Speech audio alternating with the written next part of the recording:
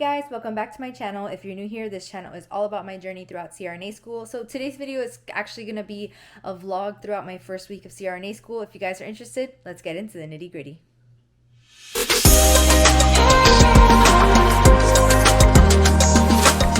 Okay, so I woke up this morning at 4:30 and I drove out to my clinical site. It's a drive. It's like a solid 50 minutes from my mom's house. So I prepared my care plans last night. I have 4 cases today. I have a lap chole, I have a toe amputation, and I have 2 wound debridements. I'm not exactly sure on the wound debridements what the plan is for that. I didn't know what to look up there, so I kind of just left it at that, and I hope the CRNA is kind of reasonable with me. But I'm meeting up with my friend now and we're walking into the hospital. So what I'm planning on doing is checking in at intervals of the day, and that way I can just update you guys along the way. So I just got out of clinicals. I just got into my car now so that I can give you guys an update on how the day went. So today I had 4 cases. I had a lap chole, I had a wound debridement of a cancerous lesion in the face, I had toe amputation, and wound debridement of a MRSA infection on the leg. So, you know, I had only prepared 2 care plans, and I felt like I was very comfortable with the plan that I had came up with for those 2 cases. I had come up with the care plan for the lap chole and for the toe amputation, but you know, with the wound debridement, I really couldn't get much information from the patient's chart the night before. I didn't even know where the wound was, like if it was going to be on the back or in the front, if it was going to be prone or supine. So I kind of just said, you know, what I'm going to do with this is just wait until I see what kind of case this is, and tell the CRNA that I really couldn't find information in the patient's chart, because like the surgical notes and like the consultation notes and all that, I didn't have access to on my application on my phone. So then when I was able to look at it here in the hospital, I could see that the doctor's note said where the wound was and the plan and whatnot. So when we came in and did the first case, a lap chole, it was flawless. Then the next case, you know, I kind of felt like I just needed to learn on the fly and just kind of go with the flow.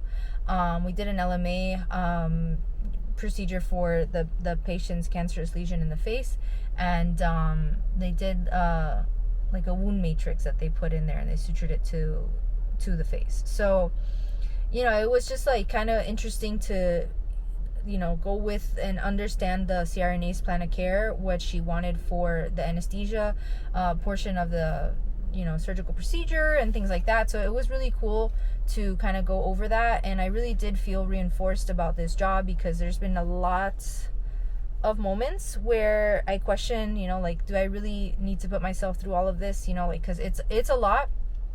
And like, I have a feeling for the next 20 months I'm gonna have like a lot of nights where I barely sleep, because, you know, I had to prepare technically 4 care plans. I only prepared 2 because I wasn't sure what the other 2 were. I could have done a care plan on just plain wound debridement, but, you know, it depends, because wound debridement could be just, you know, with a little bit of local. It could be MAC, it could be LMA, it could be under general, you know, it really could be anything. So I didn't want to make a full-blown care plan without really knowing what the patient's case was. Now when I get home, I'm going to do my care plans for just wound debridement, because it was the same for both cases. Like the actual anesthesia plan was the same. But, you know, today really did reinforce the job that I'm getting into. I do really enjoy it. You know, communicating with the patients and the actual job itself. For now, what I feel like I'm focusing on is just familiarizing myself with the role, because for the longest I just didn't even know where to stand. So for me, it's like I just want to be familiar and feel comfortable with the timing of things, the finesse of things, where I'm supposed to put myself, you know, as a student, like what role I play, how I can help the CRNA, how she can help me or he can help me, to learn and just gain knowledge. I did feel really comfortable drawing up the induction meds and using the Omnicell and whatnot. We just got a new Omnicell in all of the patient rooms, so we don't have to leave the room to get the drugs anymore, which is great. We used to have this procedure where we would take a narcotic kit and it would have, I think, 5 vials of fentanyl and 5 vials of Versed, and you just had to log what you used with a patient label and then turn that into pharmacy every day. Now it's very streamlined. You just draw up the med under the patient that you're gonna use. You know, if you're gonna just use 1 vial of fentanyl, then you draw it up for that particular patient and you waste it under that particular patient. So I personally feel like that works better for me, because that's how I used to do it in my unit. You know, we didn't have this whole like narcotic box that we would hold on for the day. It was like you would just grab it as you needed it, so it makes more sense to me anyway. But as far as the flow, I felt a little more comfortable with it. I definitely felt more comfortable drawing up the meds, using the Omnicell, talking to the patients, and just getting a feel of how the day works. Because, you know, it's like, you go, you pre-op your patient, but the surgeon's not there, so where do you stand? Where do you put yourself? You know, that kind of thing. It was just like, all right, let me go back and double check my room. Let me double check that I have everything that I need for this case. And it just felt a lot better today. The CRNA was great. She was very helpful and very attentive to my questions. So I'm grateful for that. I really am hopeful for more days like that, because I just hate hearing, you know, patients, students say to me that they had, you know, a really rough CRNA or somebody that made their day really difficult. And I know it's part of the growing pains, but it just sucks. You know, you're trying to learn while also trying not to get beat up. So I really hope to be an ambassador for that, you know, learning experience for when I become a CRNA. But yes, today was great. I was very comfortable with the flow, very comfortable with the staff in the actual operating room. We had a nice circulating nurse there, and we were able to chit chat and whatnot. So I felt really comfortable talking with them and just not feeling like a stranger in a job. So, you know, like when you feel like a fish out of water all the time, it just really sucks. And for a little bit, I felt like I got my head out, you know, like where I was able to feel comfortable with where I was standing. I actually am doing a lot better driving the stretchers. I don't know if you guys remember my first day of clinical disaster. I'll link that video some point in this vlog post, but I couldn't even drive the stretchers. I was crashing into all the walls. But now I know how to drive them, and I feel really comfortable driving them. Heads up, you steer from the front. Like, you guide your driving from the front of the stretcher, not the back. Like, if you're driving a boat, you're driving from the back, you know, where the rudder is. But when you're driving a stretcher, it's like in the front, like a kind of like a front wheel drive car. Whatever. You know what? It is what it is. Anyways, so what I'm going to do is check back in tonight. I do have to log into class at 6. Right now it is 3:42 and I'm just leaving the hospital now. I have to log into class online for 1 hour, and then I'll be working on my care plans for tomorrow's cases. And yeah, so I don't know, I feel like this vlog is going to be very long, but I feel like it's just so you can get a feel of what week 1 feels like. All right, so I will check back in later today. Okay, so I got home around 4:30, more or less. My commute is about 45 minutes or so. I got home at 4:30, had something to eat, and then I had to log into class at 6. So I had class from 6 to 7. We kind of just reviewed the syllabus. It's a leadership course, and she went over homework assignments and things that we have to do this week. So I decided to knock those out. I updated like my syllabus type of thing that I have for each class, and did that homework assignment that's due. And then I decided to look up my patients for tomorrow morning. I'm in endoscopy, so I thought it would just be like colonoscopies and EGDs, but when I looked into each patient, it looks like I'm going to be doing a bronchoscopy, an ERCP, colonoscopy, and an EGD. So I have to do a care plan for all 4 of those procedures, and I've been working on that since I finished my homework. I uploaded my eval from today, and I also uploaded my care plans from today. I documented my case numbers for today. So yeah, I've been working on these care plans since about 8:30 or so. It's already 11:30 and I still haven't finished two care plans. I feel like maybe I'm going too far in depth, or that, the more care plans I do, the easier it'll get because I already have them. But at this point, like, I just need to hop in the shower and get to bed because I have to be up again at 4 in the morning. And yeah, it's just taking me forever. And I feel like I haven't even had a moment to myself. A little bit overwhelmed, not gonna lie. But yeah, so I will check in when I'm getting ready to head out for the morning.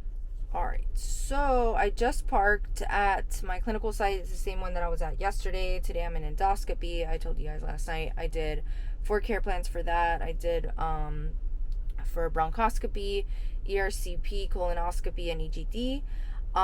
So what I'm gonna do now is just go in and set up my room for my first case and just wait for the CRNA to determine, if they want me to draw up meds for all the cases or whatnot. I'm not real familiar with the flow of endoscopy, so I'm kind of just like going with the flow here, but I have my care plans. I feel like I'm prepared for today.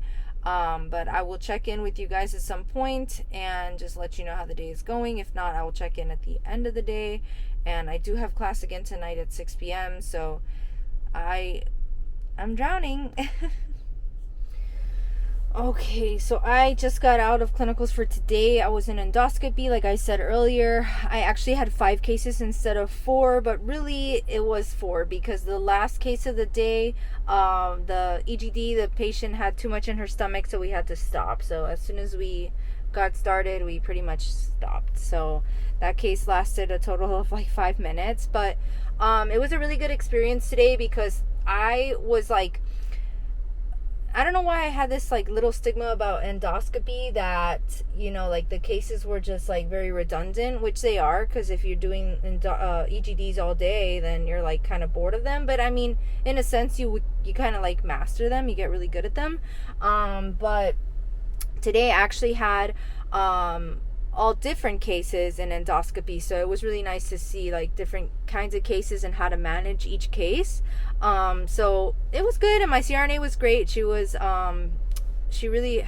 was attentive to my questions and really helped me kind of get a finesse as far as like how things work, like with the Omnicell and all that. Like I was just getting familiar with it because they just implemented Omnicells in all the ORs in this hospital. So it was really nice that she had more insight than the last CRNA. So it was really cool. I was able to like work it really well. And also charting, I started to get a little my feet wet with the charting because it kind of looks really foreign to me. I'm used to Cerner, and we have Epic at this hospital, so it was really cool to like just play with it a little more and just get more familiar with it. I still have a lot to learn as far as Epic, and I have a lot to learn as far as anesthesia goes. What I was kind of doing was just mostly watching the CRNA. She had like this way about her, like she just knew things, like she just knew what to do next, and like how to manage this when this came up, and how to manage this when this came up. And I'm not there yet, and I'm like excited to get to where she's at, because she's just pressing knobs and buttons and turning this and turning that, and I'm just like, why? So it was really cool to work with her today. Tomorrow I have to see, I'll get a text later today to tell me which OR I'll be in, and then I can check to see what cases I have. And I do have a 6 o'clock class later tonight. This one is for capstone project, so I'm sure we'll be talking about DMP projects and things like that for the whole semester. But it's only 1 hour from 6 to 7. And other than that, what I'll do is once I get my text message saying, where I'll be, I'll work on my care plans for tomorrow, get some sleep, and do it all over again. But anyway, I will check back in after my PM class while I'm working on care plans and see how it goes from there.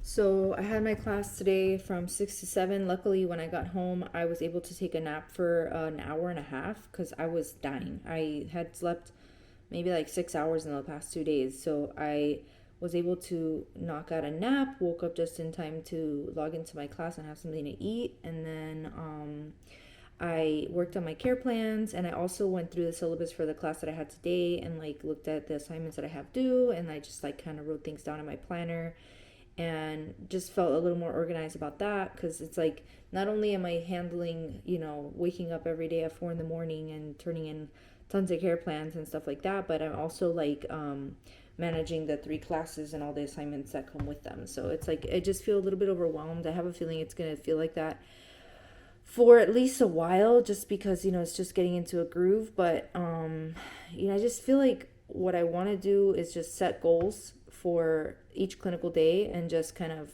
hope to achieve that. And if I can achieve that, then I'll take those as little wins, but not to like get down on myself if I miss an intubation, or if I miss like I don't know, just like whatever. So it's just like, for me, I get in my own head, and I'm the one that takes it home. So I just want to like set little goals. So I think this week I'm just going to set the goal of getting the finesse of like the sweep once you intubate, or, secure the airway, turning on the gas and, putting on the ventilator and things like that.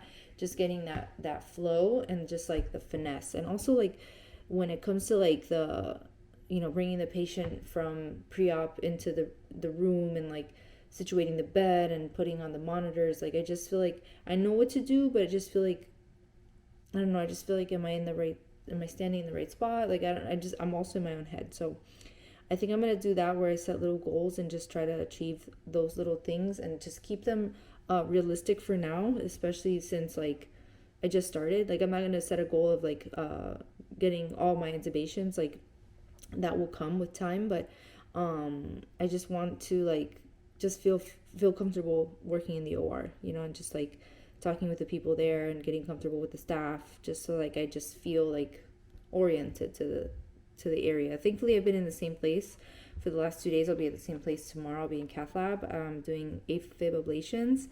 So, and the good part is that I only had to do 1 care plan tonight, since I'm doing 3 AFib ablations. So I just did a generic care plan, and I'll just go over the comorbidities when I get to the hospital, because I usually get there really, really early.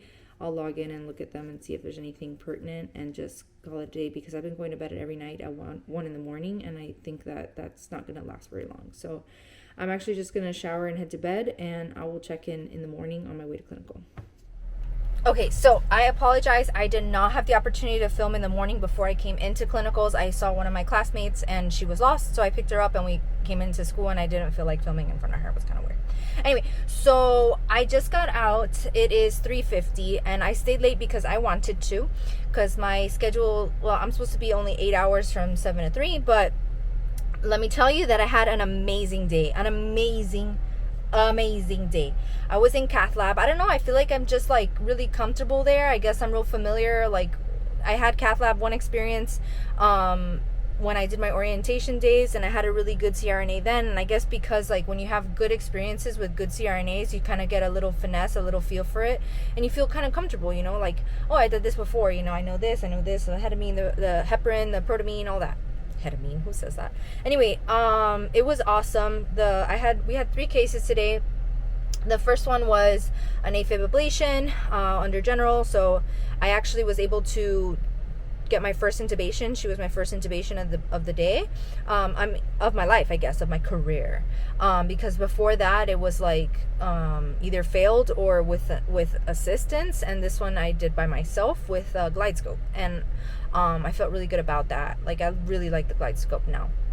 Anyway, then the second case was a MAC case, and it was cool because I feel like I don't really understand MAC because they're kind of still awake, but it was nice. I was communicating with the patient as she would, like kind of come in and out. And she actually ended up with a complication, which was like we had already taken her to PACU and we were starting our next case. We were wheeling back the 3rd case of the day, and they called us and they said, no, don't take that patient. We have to take the previous patient back. It turned out that she had a pericardial effusion, so we had to put her back under MAC. And just it was like moving around, a lot of movement, and it was really, really, really good experience.